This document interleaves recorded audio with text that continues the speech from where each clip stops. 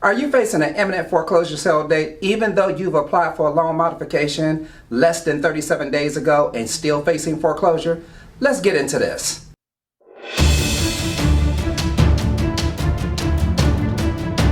Hi, my name is David Washington, real estate broker, foreclosure expert, and real estate coach. Let's talk about exactly what is a loan modification. Loan modification is a term that was created years ago. That means that you are able to modify the original terms and conditions of your mortgage from the time that you bought your property to adjust according to what you owe versus your back payments and your monthly income.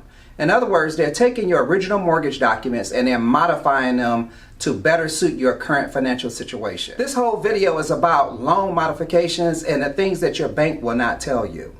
First of all, to get a loan modification, you must be in default of your loan. You cannot apply for a loan modification if you're not behind on payments. No, we're not telling you to get behind in your payments so you can get your mortgage modified, but this is for people that's struggling to make their mortgage payments and they have no way of being able to maintain those payments on a consistent basis on time. So modifications, to first get started with applying for a loan modification, you must know who your mortgage company is. And if the mortgage company is a servicer, you need to find out who's actually they're servicing that loan for. So for instance, if you're making your payments to ABC Servicing Agency, that servicing agency really can't make any decisions about your account until they get the investor approval. Now, is the investor a private individual? In most cases, probably not. There's some institution, could be Fannie Mae or Freddie Mac. We don't know.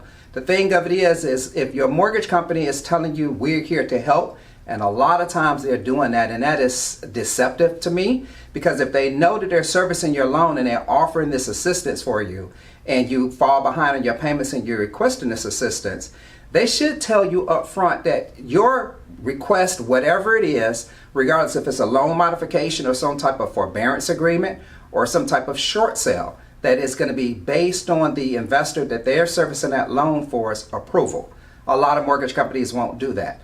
Nor would they tell you who they actually are servicing a loan for. But what they will tell you is the fact that they are just a servicer, and it could be a large financial institution. Some of your banks actually service loans for other investors. But what they will tell you is that your loan is indeed owned by an investor or an investment corporation, and they are servicing that loan for them. So before you can even apply for a loan modification, you need to know who really is your mortgage company. That's one thing. One of the biggest reasons why your loan modification is denied is simply because of the paperwork. Now, there's two sets of documents that's required to successfully apply for a loan modification. That's the lender's docs and the supporting docs. The supporting docs are the documents that you provide. That's going to be your bank statements, your check stubs, tax returns, proof of hardship, any type of utility bills for proof that you actually occupy the property. Those are considered supporting documents. The other documents are going to be the lender-specific documents. This is going to be your actual application to apply for the loan modification. In some cases, it's the RMA, which is Request for Mortgage Assistance. It can be called the 710. It can just simply be called a financial statement that the lender provides. In either case, those documents need to be filled out. Now, one of the things mortgage companies fail to tell you is if you pick up the phone and make a request to apply for some type of loan modification, you definitely want to make sure you are applying for all the programs that they have to offer. The reason why that's important is because you may have the lender-specific documents that's only for their in-house modification program, and it may not have anything to do with the government programs. So the first thing you want to do is contact your mortgage company and ask them, based on a hypothetical scenario, because you don't want to throw up any red flags, at least get to the end of this video so I can give you the secrets before you need to communicate with your mortgage company at all, that you should have a discussion with them. But you want to ask them, hey, if I am falling behind on my mortgage payments or I'm struggling to make my payments, what type of program do you guys offer that can get me back on track? That's the first question. They may want to do a financial analysis with you on the phone. You really want to avoid that at this time. You just basically want to ask a scenario. What if I'm behind on my payments, or it's very possible that in the very near future I may not be able to make my payments? Do you guys, number one, offer any particular programs? And if my loan is being serviced by someone, or owned by someone, can you tell me, or some entity, can you tell me if they have any particular programs that I may fit into should I have a default on my mortgage? So first of all, you want to know exactly how this whole process works. That's what this video is going to be about, is teaching you how the entire loan modification process works. In the event that you're running behind in your payments and you need some help. We're facing the holidays at this point. A lot of people go into default around this time of year for various reasons.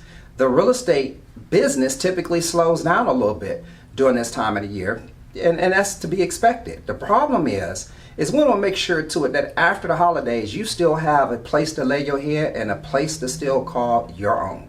So following the steps in this video is going to get you right on a pathway of making sure to you understand how this whole process works. So before you even go and communicate with your mortgage company, what you want to do is want to sit down with a level head and you want to think about what your current situation is. Okay, what I mean by that, if you're applying for a loan modification and you've lost a job, and maybe you're not eligible for unemployment benefits, or those unemployment benefits have run out, you really want to look at how would I be able to make these payments once they've been modified if I were to successfully get a modification in 45 days from now.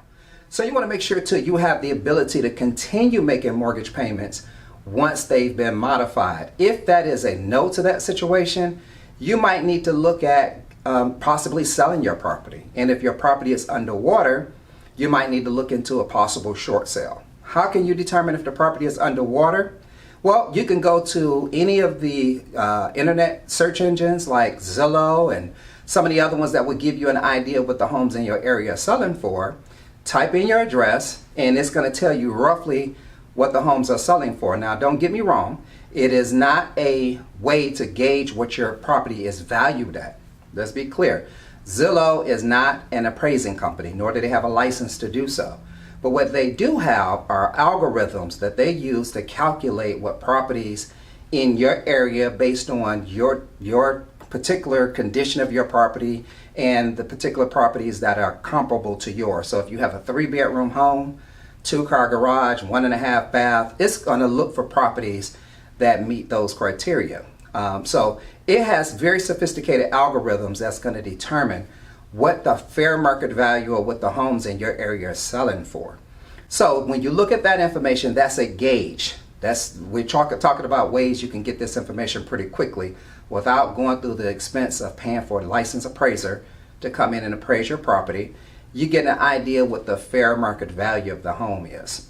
So you look at that information and then you cross-reference that with all the liens and debts that you owe against the property. So if you have a first mortgage, a second mortgage, a HOA, if your taxes are not factored into your mortgage payment, you need to look at that, everything that you owe against that particular property, and look at that and compare that with the market analysis. If you owe more on your property based on the information that you've gotten from Zillow, then your property most likely is underwater and you need to consider selling a property on a short sale. So let's go back to the loan modification. So now that you've looked at all your information on your personal set of circumstances and determined whether or not you have the ability to continue making a mortgage payment, once that loan has been modified, then you need to take in consideration all of your other expenses. The secret to getting an approved loan modification, first of all, is going to be your debt to income ratios. Your debt to income ratios are based on your income and your debts versus your mortgage payment by itself, which is going to be your front end ratio, and your back end ratio is going to be all of your debts, including your mortgage payment. And when I mean debts, I mean anything that shows up on your credit report, like your consumer credit cards, car loans, things of that nature. Utility bills and things like that are not factored into the back end ratio. But that's the cost of living for you. So you might want to have a little bit of flexibility in there. So if your numbers are so out of whack, meaning that if your total monthly income is $2,000 and your mortgage payment is $1,800 by itself, most likely you're not going to qualify for a loan modification. So just understand what your current situation is, and you can even look at your immediate future situation. If you feel things are going to improve dramatically and your income could go up, then definitely you might be a candidate for a loan modification. So these are the things that mortgage companies are not going to sit on the phone and explain to you because, first of all, it's a conflict of interest. What I think is more like deceptive or just misleading information is most of these mortgage companies and servicers you call, they tell you, oh, we're here to help. Helping people is what we do. And that very well may be true. But the legalities of it is they're here to offer the assistance to you. They're not required to give you the assistance. It's a big difference. Your circumstances has to determine whether or not you're eligible for the assistance, and that's why I'm creating this video. So anyway, now you've looked at your current situation, you looked at your immediate future to determine, yeah, I may be able to qualify for a loan modification. Let's look at this before you even go through the process of the headache or the agony of applying for a loan modification. Have you received a foreclosure notice yet? So if you've received a foreclosure notice yet already, that foreclosure notice, there are certain rules that mortgage companies have to follow, and there's a particular government agency that says that if a homeowner applies for any type of assistance, mortgage assistance, the mortgage company has to have a specific period of time to be able to process that. That rule is normally 37 days. So if you apply for a loan modification and your home is scheduled to be auctioned or a foreclosure sale date, or if you're in a state where there's a judicial foreclosure, and there's a court date approaching, less than 37 days, the lender can always say, oh, you know what, it's too late, you did not apply for the assistance in time, so you may not be able to qualify. Most cases, they're not going to tell you that. They're going to string you along and give you the impression that we're here to help. So watch this. You apply for that assistance in less than 37 days before your home is scheduled to be foreclosed on or sold on the courthouse steps or auctioned. Some states, the foreclosure process goes through the sheriff's department. The other states, it's handled at the courthouse steps in the form of an auction in the county in which the property is located in. And some other places, it's mandated through a process through the court system if you're in a judicial foreclosure state. So if you have less than 37 days before your home is scheduled to be auctioned, you might want to verify if the lender is willing to postpone that foreclosure sale or extend that foreclosure sale for a longer period of time to give them the opportunity to process your paperwork once you've turned in your complete package. The secret ingredient is you have to have a complete package. If you've turned in all of the lender documents and everything is signed and filled out and it's complete and dated, and you have all of the supporting documents that goes along with it, and everything is up to date and everything is current, then you have what they call a complete package. But anything that does not have a signature, any page that's missing, any information that is not complete, they consider that an incomplete package. So that 37-day period doesn't really apply to a package that is not complete. It has to be a complete package. So please be aware of what I'm talking about when it comes to submitting your package. Also, you do not want to submit incomplete packages to the mortgage company saying that, okay, well, I'm going to submit the request for mortgage assistance today. I'm going to do the 4506 tomorrow. I'll do the check stubs next week when I get paid. Do not ever do that. You want to gather all your documents, make sure that everything is signed, all the T's are crossed, all the I's are dotted. You want to put everything in a neat package, and you want to send it off several ways. One way, you want to scan everything and email it to the mortgage company. Most mortgage companies have email addresses that will allow you to scan those documents, and I love to do it that way because A, you're going to get confirmation that they received every page. B, you're going to make sure that things are in color, they look good, it's just, you got a crisp set of documents in your package versus faxing those packages. Those packages, sometimes in a fax machine, the page can get hung up. Everybody knows that the resolution on faxes are nowhere near as sharp as they would be if you scan those docs and email them. So faxing, if the mortgage company requires you to fax them, then yeah, do it that way. But what I also recommend you do is make a complete copy of that package. You really want to have 2 copies of it. You keep the originals. Never ever send your mortgage company the originals of your paperwork. Never. do that. But you want to make 2 copies. 1 copy you want to send off to them certified mail, and make sure to they have a signature is required, so you know that the lender actually received it. And it's very important that you do that, because you want to stay outside the 37-day window. If you're within that 37-day window, they can actually legally back out of saying, oh, well, you didn't submit your package in time and you've wasted a lot of time. I'm not making this video for you to waste time. I want to give you facts, and I want to give you the ingredients on being able to get your modification approved. The other thing you want to do is you want to submit your package twice. So 1 week you want to submit it, and you want to wait about 4 days. They normally tell you anywhere from 48 to 72 hours to allow the package to be received and imaged, so they can see an electronic version of your package. That's great. Once they verify that they've received it, and you picked up the phone, you called them and say, hey, I want to make sure you receive my complete package. I always want to stress the word complete when you're using the words with your package. I want to make sure you receive my complete package, and this is what was included in my package. Then you want to, once they verify that they've received it and they verify that it is indeed a complete package, what you want to do is you want to give it a good week, maybe 2 weeks, just depends on if there's a pending foreclosure sale date. And I'm going to go back to that in just a second. So if in a week or 2 has gone by, you should now be past processing. There's a single point of contact that should have been assigned to you that you can communicate with. But you want to make sure that your file has gone into underwriting. Underwriting is the area in which your package is reviewed before a modification can be approved or denied. Those single point of contacts that you're talking to, a processing department or a processor, those are not the people that make a decision. Also, be aware that you can never get an underwriter on the phone. They're just not designed to talk to us for whatever reason. So after the single point of contact has verified that the package is in the underwriter's hands and it's a complete package, but yet there's no notes, you might want to have your package on standby if they tell you what I'm about to say next.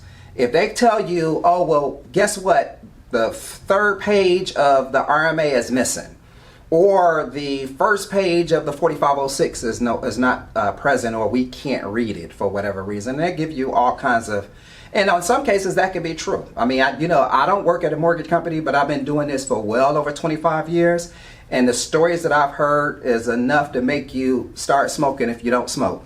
And I'll tell you right now, you don't want to get yourself emotionally attached to this, even though this is your home. You want to always maintain a level mind and don't be angry when you communicate with them. Don't have yourself under really any type of stress or anxiety. You really need their help.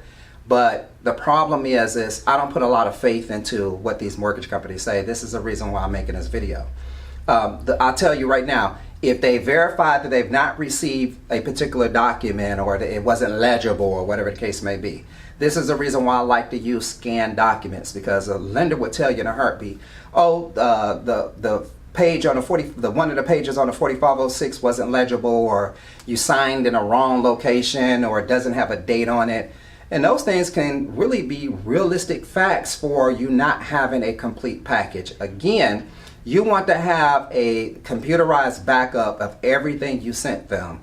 And like I said, the best way to do that is to have scanned copies. I always go back to my clients' documents and I look at how I scanned them. And I'm like, okay, well, the page that you're talking about is missing is right here on number 8. And when they go to number 8, they say, oh, you know what? I didn't see that. I tell you right now, so many mistakes happen on the lender's part, it's ridiculous. I can go on and on and on about the money that I've made over the years because a lender has made errors. They are processing hundreds, if not thousands, of other requests.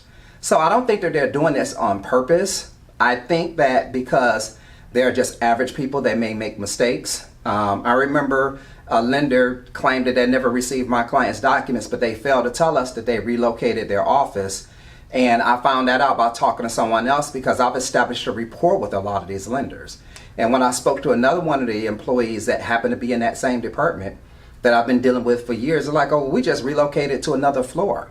So I asked them, I said, can you please go and look, if this is the single point of contact? She said, oh yeah, I know this particular person. And they went up there and indeed found the documents sitting under a old computer that they had no intentions of moving down to the next, to the new office. So again, they make mistakes. I'm not saying it's intentional. What I'm saying is this is your home. We're talking about how you can keep your home and be able to maintain the payments on your home moving forward. So you have, the banks have government on their side, they have their financial backers, their investors, you have yourself. So the issue is you are not in the financial institution, so you need to understand how it works. And that's why we're talking about this in this video. Anyway, so you want to make sure that the lender has received all your documents.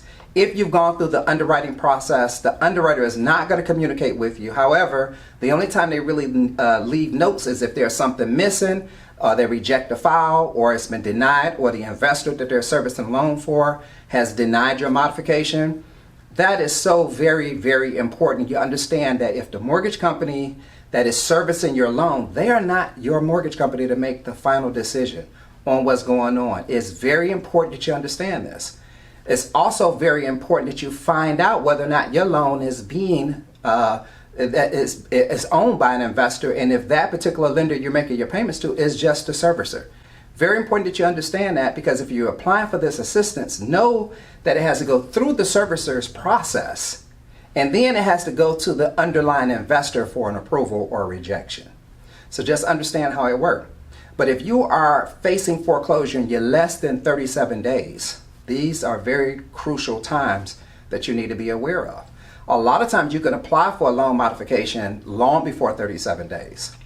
But now you're within the 37 days and you are now getting foreclosure notices. Or better yet, people are driving by your property, taking pictures, they knocking on a door, they call and leaving voicemails for you. They have very sophisticated software these days where people can actually do research and find every phone number that's connected to your house. So your kids can get phone calls on their cell phones thinking that they've reached the parent or the owner of the property. And now people are aware that you are having financial issues.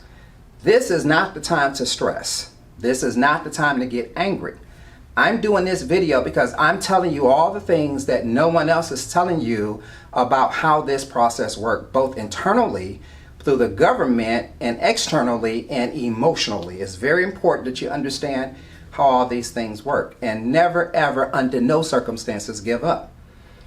So if you're within the 37 days, you're constantly communicating with the mortgage company. If they claim that they haven't received all your documents, send that second copy to them. Make sure to it that everything is kept up to date. So if you submitted the package today, they're not going to give you an approval in 3 or 4 days. It's going to be weeks later that you get an approval or a denial. Keep your check stubs up to date. Keep your bank statements up to date. These are things that you should automatically send to the lender, however they suggest that you send them. Do not wait to get someone on the phone and say, oh, we need updated bank statements or we need an updated check stub. Do not wait and do that. Automatically send these things as you get them. Again, do not ever send your originals. Now you stand on top of your stuff. The other thing that you're doing is you're keeping a log as to what is going on. In the event that you have to hire an attorney and file a wrongful foreclosure against the mortgage company or do some type of legal action, you want to have written proof of all the times that you spoke to someone, whom you spoke to, at what time, and what you talked about, and most important, what did they tell you as a result of that conversation.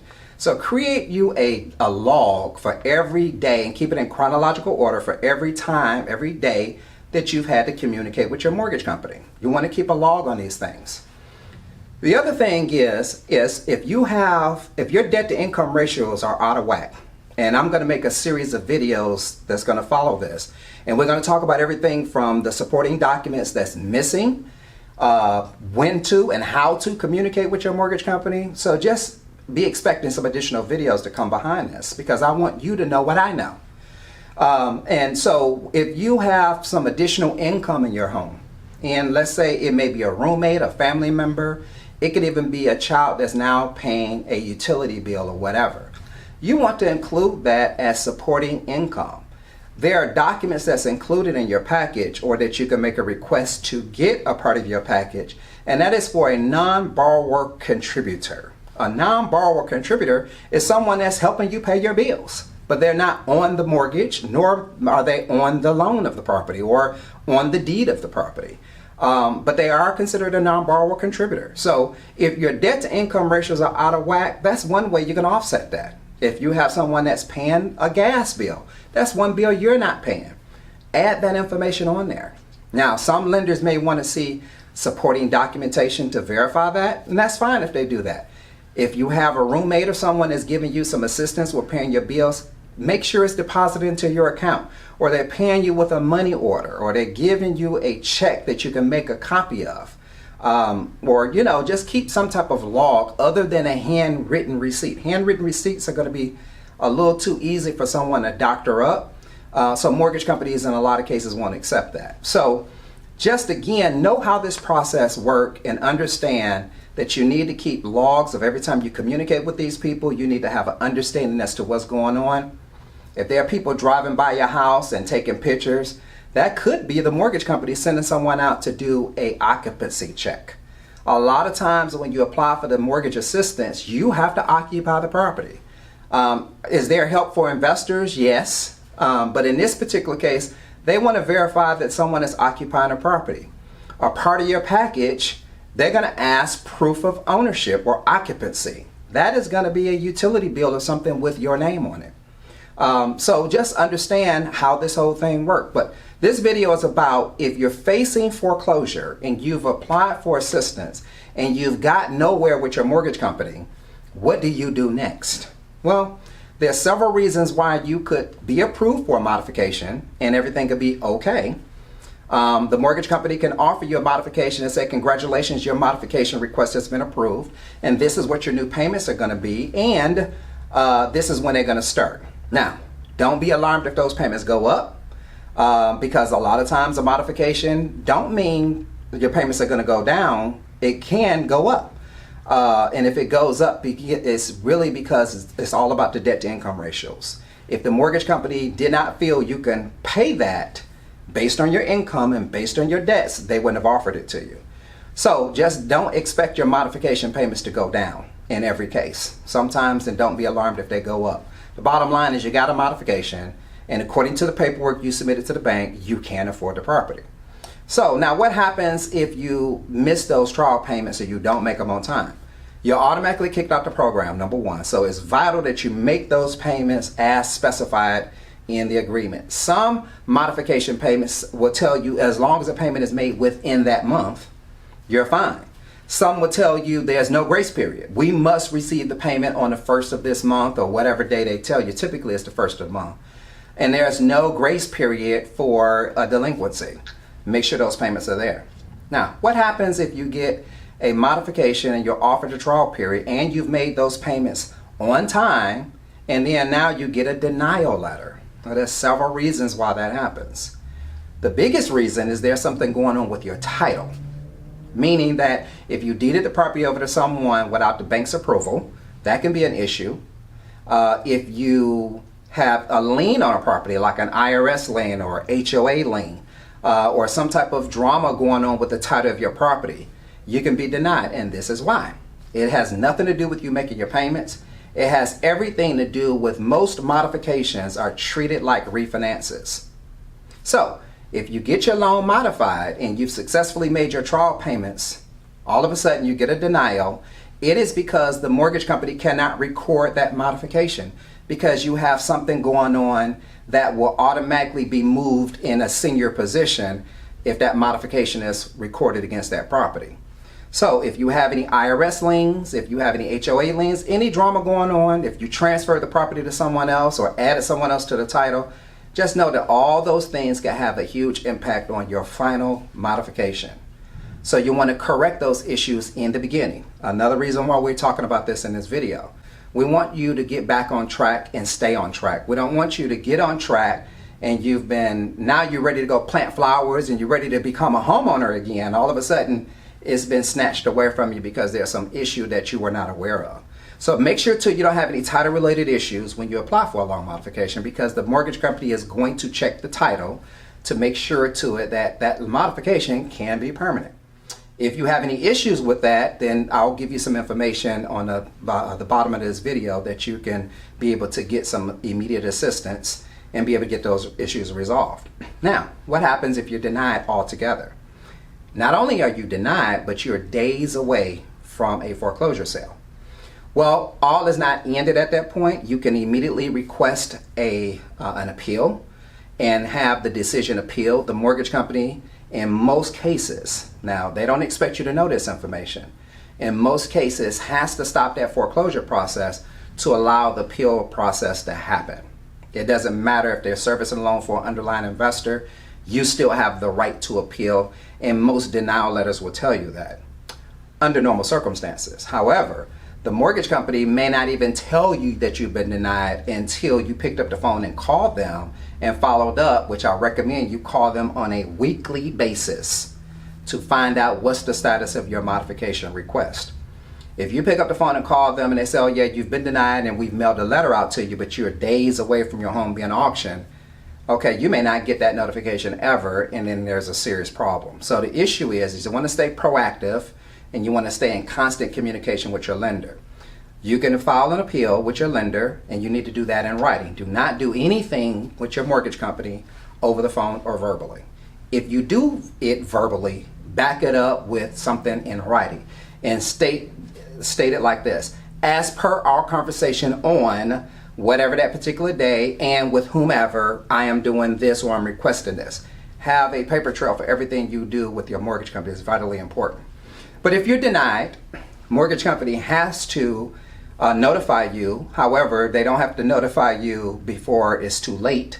You need to be proactive in communicating with them. But there are things you can still do. I've created a course that is specifically about interrupting the foreclosure process. We call it the secrets to interrupting the foreclosure sale. And it was created specifically for someone that's in your situation. It's not about putting you into a loan modification. It's not about forcing your mortgage company to do anything. It is everything to do with stopping your foreclosure sale. That is so important.